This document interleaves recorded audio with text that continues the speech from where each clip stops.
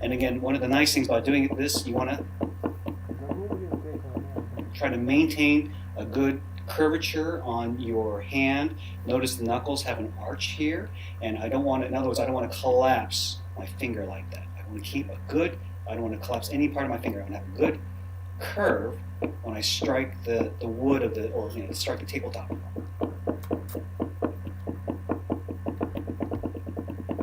Again, try to do it with hands together. You can just start either thumbs together,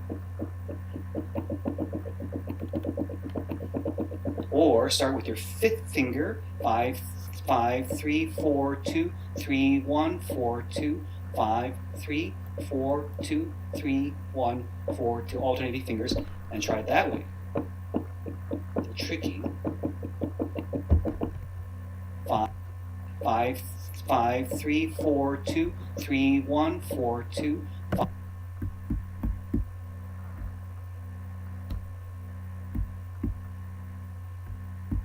5, 3, 4, 2, 3, 1, 4, 2, alternating fingers, and try it that way. A little tricky.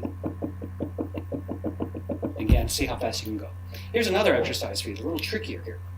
This is kind of based off of the Pishna book of exercises, which I studied as a young pianist. And so here's some variations in that. First, what you're going to do is, the basic principle is you're going to hold one finger while you move other fingers. So you can hold this thumb down, for example, and you're going to go 2, 4, I'm going to hold this down. That's the only finger I'm going to glue down. 2, 4, and lift all the other fingers and just play them kind of one at a time. 2, 4, 3, 5, 2, 4, 3, 5, 2, 4, 3, 5. That's pretty easy, actually. Here's where it gets tricky. I'm going to hold my second finger down. Now watch this. See if I can get this angle right. So I'm going to hold this, glue this down. 1, 3, 4, and I'm going to lift all the other fingers that are not being pressed. Now this is where it gets tricky. And just basically go and play a 1, 2, 3, 4, 5 pattern, but without the finger that's being held. So you can hold this down, 1, and lift the other fingers that are not being engaged. See? This gets really tricky to kind of keep one finger down while the other fingers. What this will do is this will work on individual finger coordination. Really tricky. See what I'm doing? Okay, now I'm going to do the same thing. Hold my third finger down. Watch this. Okay? 1, 2, 4. This gets tricky. 5, 4, 2, 1, 2, 4. Oh, I messed up already. Keep that third finger down. 1, 2, 4, 5, 4, 2. See, I keep that third finger down. 1, 2, 2. It's hard to watch the video and do this at the same time. There you go. See? I'm going to watch my hands. It's easier when you watch your hands. There you go. Like that. Okay? Very tricky. Yeah, see, even I'm having difficulty with this. Same variation. Hold your fourth finger down. 1, 2, 3, 5. Keep that fourth finger down. 3. I can't watch the video with hands at the same time. Do it again. Fourth finger. Glue that down. 1, 2, 3, 5, 3. This is where it gets really tricky. Because one finger, you're going to hold this fourth finger down and alternate between lifting that. See if I can do it without messing up. A great little game. And again, oops, yeah, I did it right. Okay, good. Yeah, fourth finger held down, okay? You're going to notice that with the outer fingers, like the thumb and the pinky, it's very easy for some reason. If I hold my fifth finger down, for some reason, that's not as difficult. Same thing with my thumb, that's pretty easy, okay? But so if you want to have a little variation on this, 1, 3, 2, 4, 1, sorry, I messed up already. Hold your pinky down, 1, 3, 2, 4, and then back to 1, 3, and again, I'm holding this, I'm gluing this pinky down, 1, 3, 2, 4, and just making sure I don't lift that pinky. So again, a great coordination exercise, little game there, okay? So, you can see it by the way I messed up. I need to practice those a little bit more. So what this will do is this will really work on getting your fingers very independent, getting you to understand how your fingers operate apart from each other, and build up some pretty good finger strength. So try this, and see if you can get through several repetitions of each of those exercises, particularly the finger holding. That's a tough one. Okay, so anyway, so I hope this gives you some ideas next time you're on the road and you find yourself without a piano and you miss practicing. These are some games that you can play to keep your fingers in tip-top shape and your brain in tip-top shape too. Good mental exercises. Okay, signing off, and wish me luck for my recital tonight here in Miami. Вообще, и без акцента вроде, ну, что-то есть, но мне кажется, ну, вроде, нет, я понял,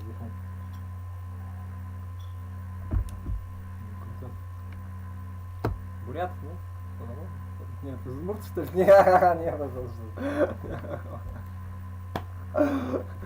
Майами в чум, вошел в чум, и все такое, в юрте там. Нет, я в чум, ладно, поехал. Забудь, я просто так злой.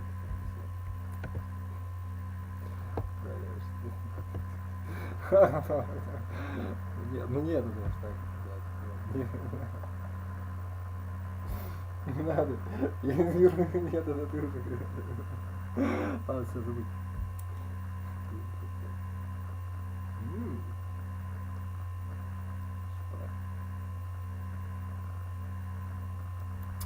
Ладно, не дал тут что-то. Просто так, так это нет, злые ошибки.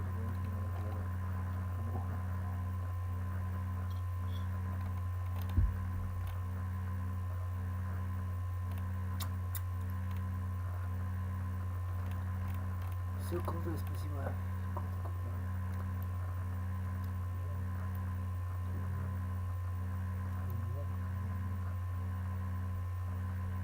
Оружие положил. Нет,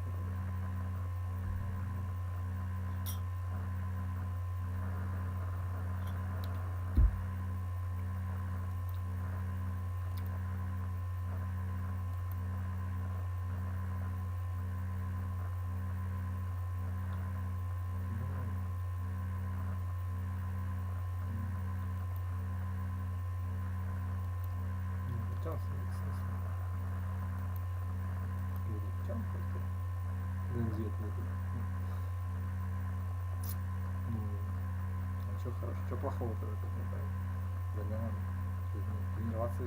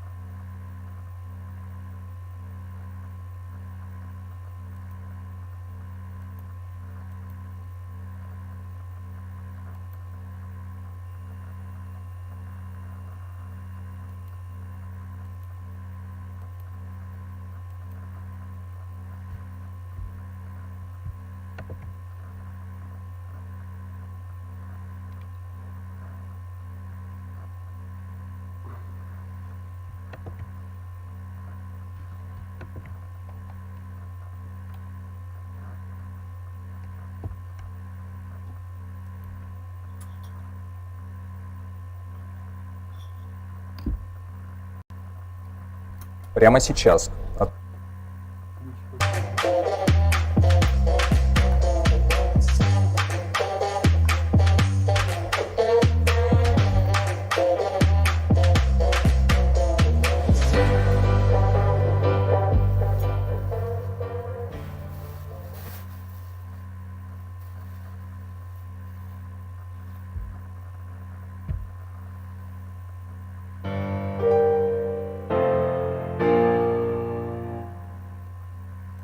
Hey guys, welcome to Creative Piano Academy with me, Joseph Sikora, and this video is a little bit different because I'm going to give you some exercises that you can do away from the piano. So maybe you're in the office and you've got time on your hands and you want to get used to playing the piano or moving your fingers, but you don't, or maybe you don't even have a piano yet. So these exercises, I must stress, there's no substitute for actually sitting at a piano and playing it, but these exercises are going to train muscle memory and coordination, and they're going to be really good for you. So let's get going.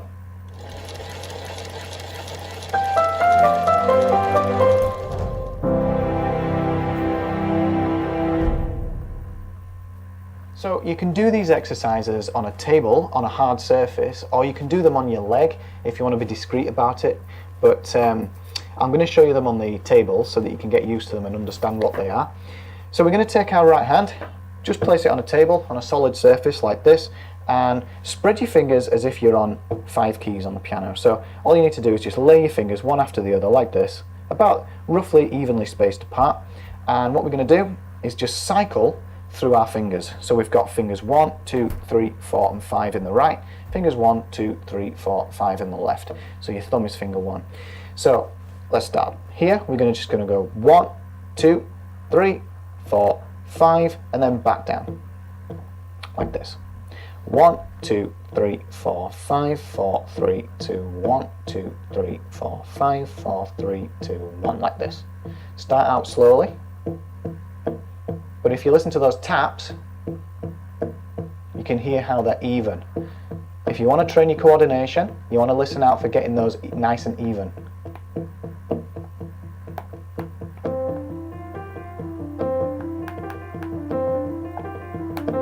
Now you might find that these 2 fingers are causing you a problem. These 2 are the ones that are probably the most hardest to get used to. So start out slowly. And really concentrate on those 2 because this might be happening. Or they might be coming down together and those 2 might be causing you a problem. So start out slowly, try and really even those out. Take your left hand as well and do exactly the same. Everything I'm showing you in the right, you can do in the left as well. Keep your wrist up and keep it nice and arched like this, okay? And try not to be tense. So don't have your tense shoulder. Let your fingers just fall, okay? So this wants to be all nice and relaxed, nice and relaxed, nice and relaxed. And the action wants to come from your fingers, like this, okay? Not like this. It wants to just come from your fingers, so we get this.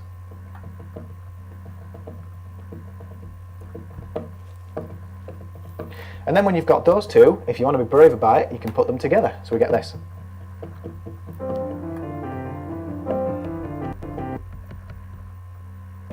And what that'll do is it'll train coordination because I'm not just using my fingers sequentially.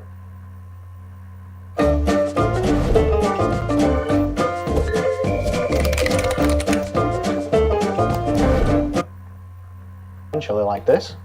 I'm actually going to mix it up. I'm going to jump around these fingers, and that's really good for helping the brain coordinate its signals down.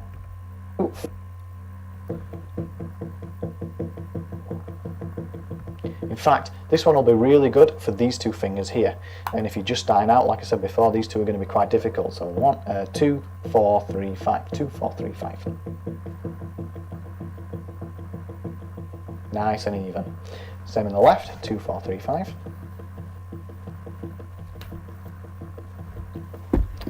So you can see how you can take this exercise and create your own exercises around it. You can just take 4 numbers at random and put them in the right and in the left. And if you're feeling brave, put them both together at the same time.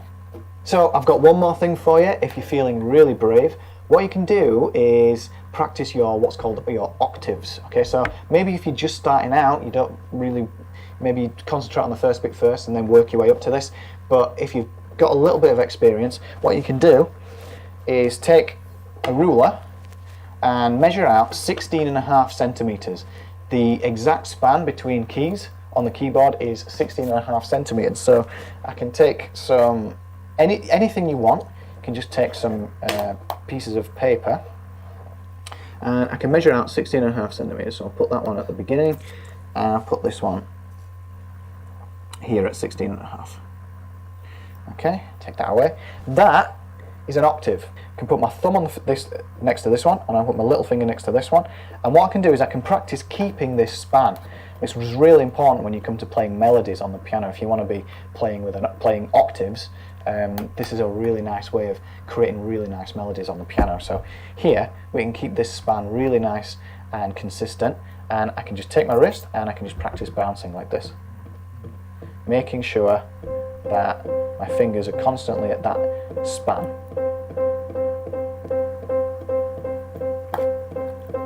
And then again, what I can do, I can take this again and I can say move this up a little bit I got 16.5 centimeters again, so I'll put this one here. I'll put this one here. And here. Now I've got 2 notes. So what I can do is I can move between them like this. 3, 4, 1, 2, 3, 4. And I can make sure I'm keeping that span. If you're feeling brave, start reducing the amount of bounces on each one.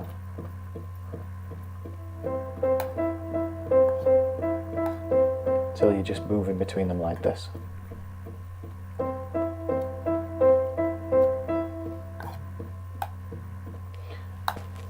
So I must stress that there's no substitute for being at a piano and playing a real piano, but you know, sometimes you just got to make the best of what you've got. And so if you're, like I said, if you're at the office or you're anywhere where you're away from a piano but you want to get some practice in, then use these exercises, okay? And you'll find your fingers start to get stronger, your coordination starts to get better, and when you do sit at a real piano, it's all been absorbed by the brain and you'll find yourself being able to play that a little bit better, okay? So see how you get on with them. Hey guys, thanks for watching. If you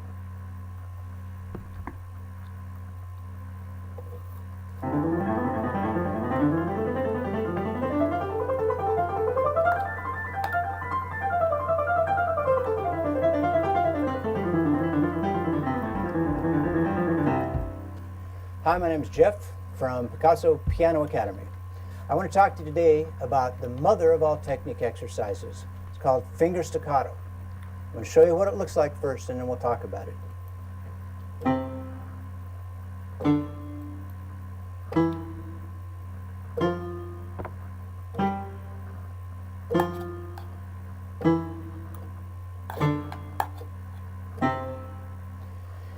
Finger staccato is basically 2 motions, open, closed, real even, like a pendulum, not like this. So let's take these 5 notes that I was playing, closed, real even, like a pendulum, not like this. So let's take the, not like this. So let's take these 5 notes that I was playing. First note is going to be my number 1 finger, my thumb. I'm gonna basically play right through this middle C is what I'm playing, all the way to my palm. So it's like this. Next one is my index finger, my number 2 finger, all the way to the palm. Next one is my index finger, my number 2 finger, all the way to the palm. All the way open, number 3 finger, all the way to the palm, all the way back open, number 4, number 5. I just split a note, don't even worry about that. We're concerned about the motion. So, that's what it looks like. Keep everything relaxed.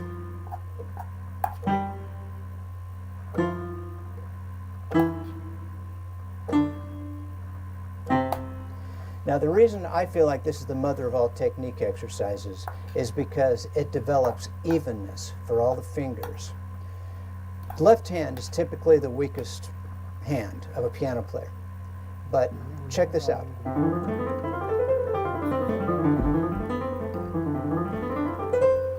With the exception of the bad notes, it's pretty even. It teaches our fingers to be able to play more even, and also it gives us extra range of mobility for our fingers. I'm going to play the D flat scale 4 octaves up and back. I'm going to start out finger staccato, just like this. As I get faster, it's going to move away from finger staccato, but it's still going to stay staccato, just not with this rise of the fingers as high. You can't do that kind of range of motion when you start playing fast. But hopefully this will show you the benefit over time of doing this exercise. Okay, start out finger staccato. I'll do an octave or so like this, then we start speeding it up. Going away from finger staccato,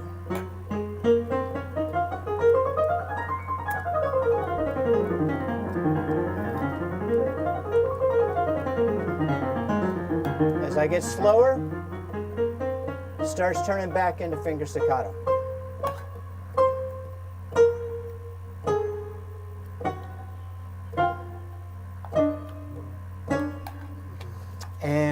I teach my students not to be too concerned about splitting notes. It's just not so important. What's important is the motion. And another thing that I've noticed about finger staccato is it makes you somewhat fearless about aiming. One thing about finger staccato is that you can't really aim because you're striking from way up here. If you hit a bad note, you hit a bad note. But it really takes away that fear of like getting over a note and aiming. Okay, so that's it for today. Pick out 5 notes just like I did. Practice finger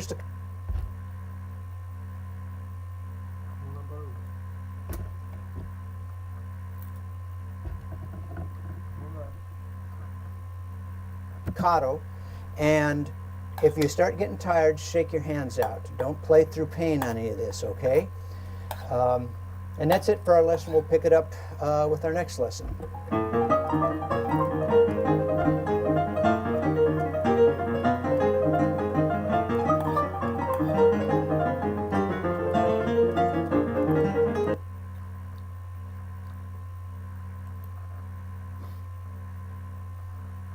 When you play music,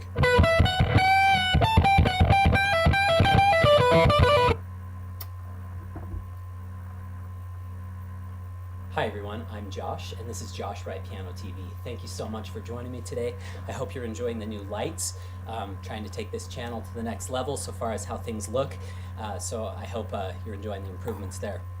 Today I want to discuss one of the most influential exercises I've ever learned. I actually learned it from Sergey Babayan at one of his academies, and it's called the up-down exercise. I use this with tons of my students in their chord work.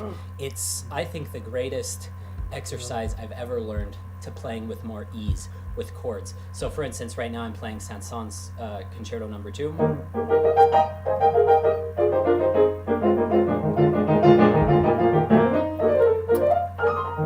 Just helps you get around the keyboard faster. What you're going to do is, and let's just do it with some triads and inversions for those of you who are beginners and even advanced students. This is kind of a weird technique. I remember when I was in Babayan's lesson and he was having me do this, I felt like an idiot because it was really hard to get the exercise right. So we're just going to start with triads and inversions, then I'll show you some more stuff from the Saint-Saëns. But what you're going to do, this is an exercise meant to loosen up the wrist. I think the wrist is a culprit for tension so much of the time. So anything we can do to alleviate that and make that loose will help tremendously. So what you're going to do, you're going to play a chord. We're going to go slow-mo because everyone fails at this the first time. I've never had a student do this correctly the first time. Okay, you're going to play up like that. Okay, you can stay in a curved position, but hand kind of like if you were to straighten your fingers, they'd be pointing up at the ceiling. Okay, most people only come up like that much. I want you to come up pretty much horizontal. Now be careful not to throw so hard back that it hurts your wrist. Okay, so we're going to come here and then we're going to throw down. Throw your hand. Do not let gravity pull it down. That's what I did. That's what I've seen every student do. They always go. And then I say speed it up, and then they're just back to their bad old habit of chopping away at the keys and having all that extra tension. What you're going to do, come up here, throw your hand into the next position. At the very last second, you slow down so you don't actually press the keys. Okay, so you're just going to go up, down, wait. Up, down, wait. The most important thing is to get that wrist coming back enough. This is not a practical exercise in the sense that you're not going to be playing back like this when you're actually playing. This is meant to loosen that hinge, that joint in your wrist so that when you are playing fast, I haven't played this forever, so this might be a disaster, but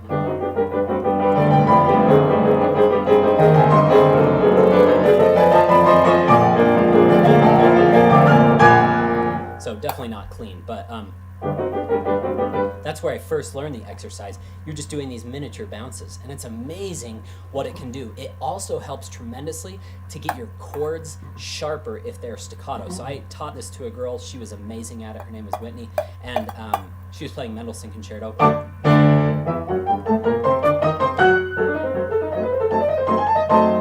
And she could just play that so crisp on those chords. And even stuff like Rock 3, again, I haven't touched this for probably 8 months now, but see if I can remember some of this cadenza. It's jumping all over the keyboard, and this up-down exercise will help you navigate the keyboard quicker.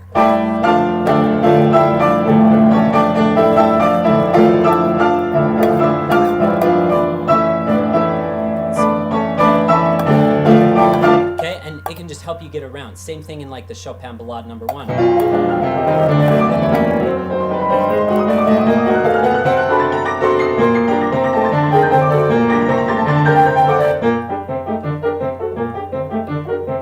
Just getting into those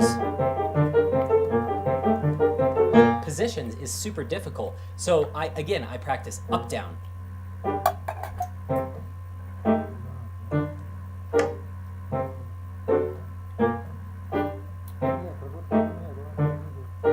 And what this does, it looks ridiculous when you do it, and you feel like an idiot when you do it. So don't feel stupid when you're doing this. What it's doing is it's loosening the wrist. It also helps a lot with like doing repeated octaves if you get good at this, okay? One passage in the chansons right now that's particularly challenging because you have to play it so loud is the big ending passage where it's so regal.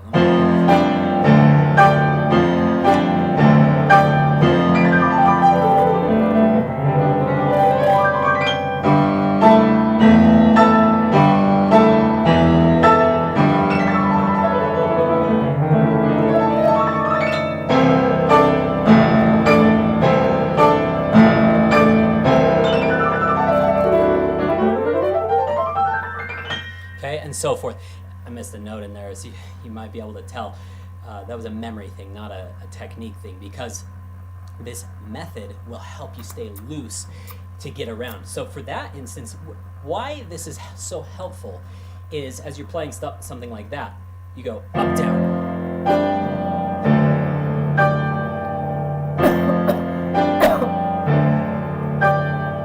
You can wait as long as you would like on those. So getting back to your triads, you can go.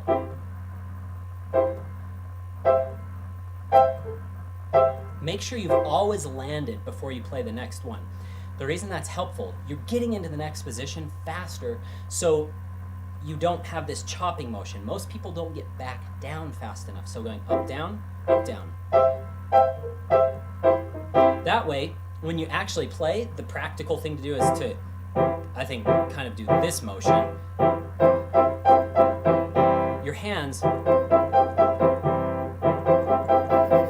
just move around with so much more ease. So again, practice coming up, throwing down, and then it becomes all one fluid motion.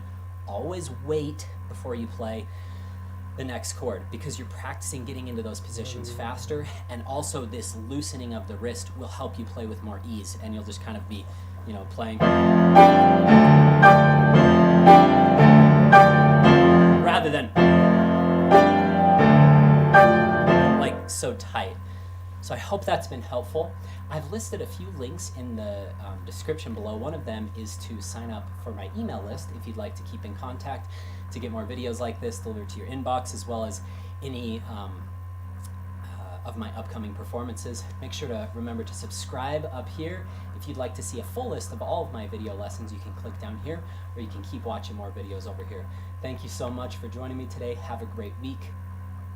Good luck in your... Hello everyone, thanks for joining me in this video. Today I'd like to go over ways to practice trills, things to keep in mind, and also share with you an exercise that will allow you to practice trills in a concentrated manner in the context of some pretty harmonies as well. Now if you'd like to follow along with the sheet music, you can download it for free from my website.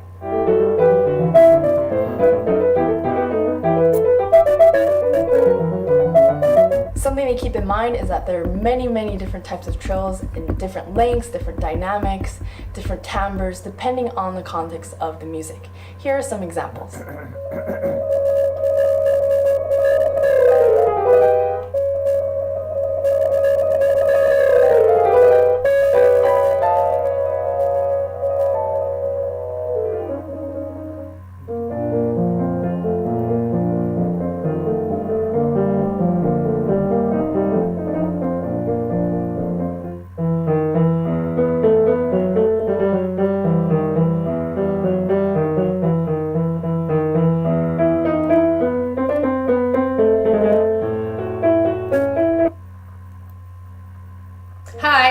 welcome to another Q&A segment of Piano TV. So today what we're going to focus on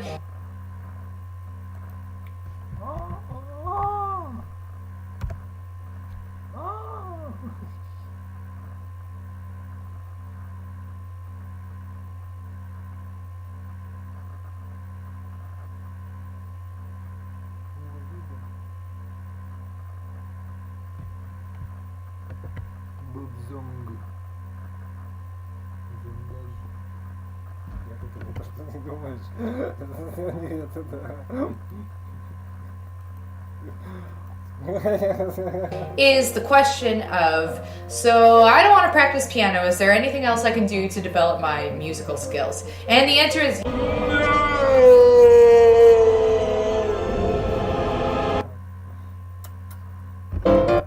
develop my musical skills. And the answer is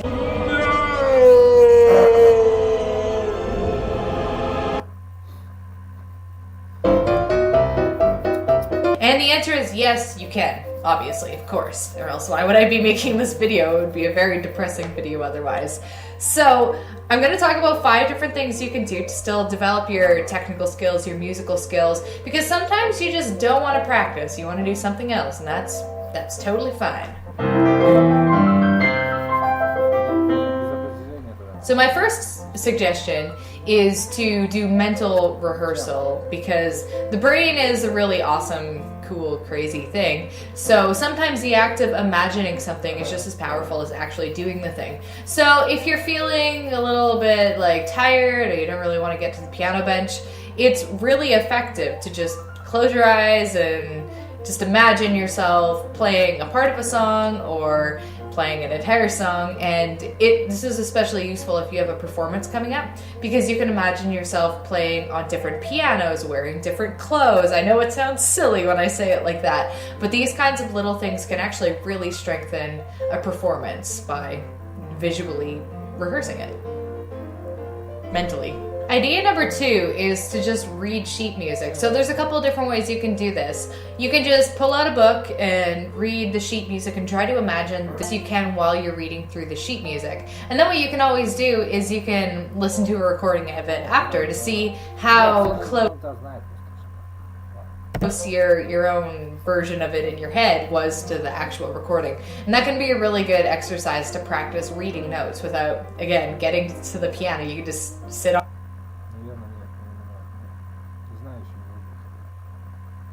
your couch and do this, which is awesome.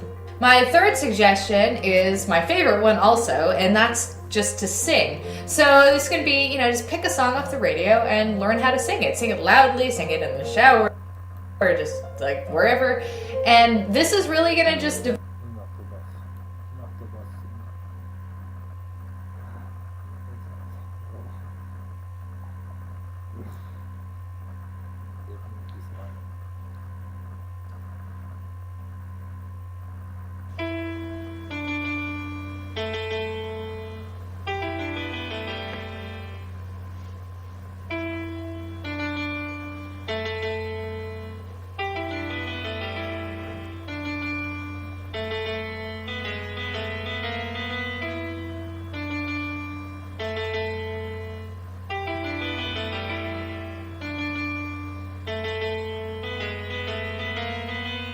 Vous allez vous dire, mais mon Dieu, elle va faire des vidéos, tu nous avais caché ce talent de pianiste. Que nenni, oui, que nenni. Il se trouve que je ne suis pas du tout une pianiste. Je n'ai absolument pas de piano. Bon allez, balance le jingle.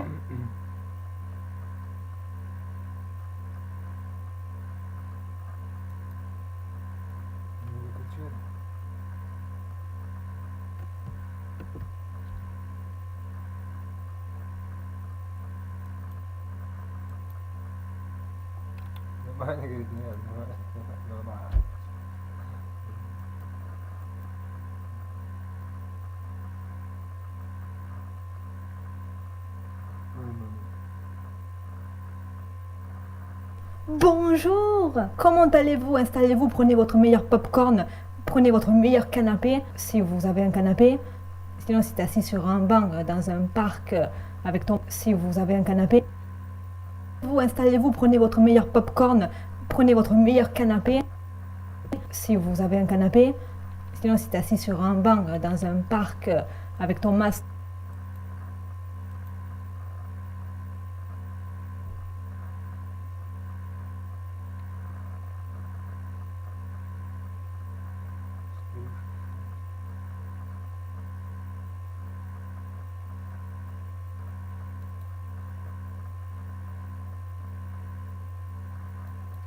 Ouais, parce qu'à ce que j'ai compris, il est DJ, mais il est aussi dans... Et je t'explique après.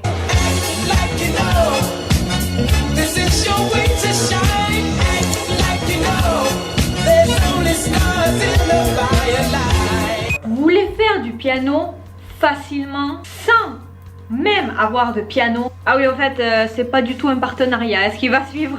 J'ai téléchargé il y a pas longtemps l'application Piano Mélodie, juste ici, Piano Mélodie, là. Il se trouve que cette application c'est de la bombe. Voilà, comme je pense la plupart d'entre Что это такое? Бублигуи. Бублик. Бублик.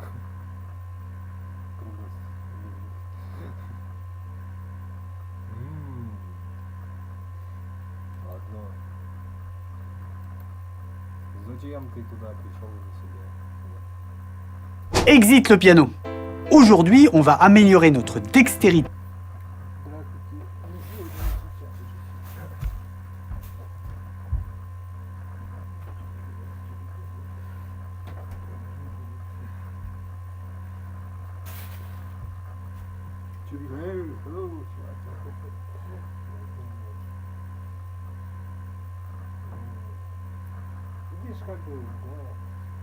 Видишь, как удобно, с всех сторон. А что ты плохого? На камне, наоборот.